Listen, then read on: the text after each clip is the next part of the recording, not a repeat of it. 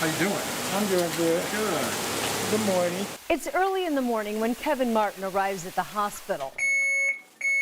This is his first day of chemotherapy. Does it feel all right so far? Mm-hmm. Kevin was diagnosed with liver cancer just last month. So the tumor was a large tumor. At the time when they told me that, your mind just takes you through a slew of emotions. Curing it, unfortunately, seems unlikely. You start thinking about your past, you start thinking about your present, and you definitely want to think about your future. Kevin is 58, and he's worked 10 years in security as an usher at Colts games. One reason why I love it because I get to see the games free. And while that may be why Kevin started in the job, it's not what kept him coming back. I just love it because I met a lot of wonderful people there. Many who take the time during a game to take a picture with Kevin.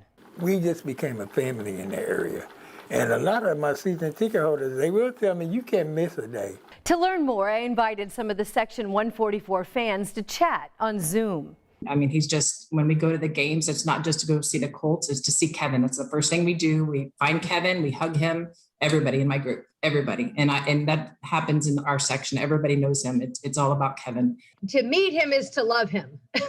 Absolutely. You spend 10 seconds talking to Kevin, you just immediately fall in love with the guy. You know, he is part of our family, and family to Kevin is very important. And we love him. We care about him. These fans have invited Kevin home for the holidays and out on the town. At one point, we went to the combine. He was working the combine. And so we took him to St. Elmo's for dinner with us. And he still talks about that today. And when the season ticket holders in Section 144 learned that Kevin was sick, they took action, setting up this GoFundMe account. It's just that they had enough forethought and love in their heart to want to set this fund up for me to help me was really overwhelming to me. They didn't have to do it, but they saw fit to do it. Almost immediately, an anonymous donor gave $10,000. Whoever the person is, I appreciate it, I thank you for it, and you touched my heart in a way you would never know. The money will help Kevin pay for rent and food as he waits for Social Security benefits that could not come through until the end of the year.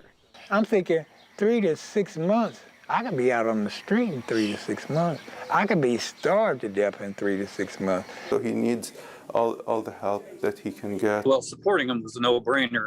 You know, in doing this story, we heard so much about this section where Kevin works. We had to come over here to Lucas Oil and check it out ourselves. So this is the north end zone. This is section 144 and 145. This is where Kevin's Colts family sits. And, you know, the organization here very well aware of Kevin's impact on the fan experience. In fact, they even named him one of their memory-making players. You know, we want him back.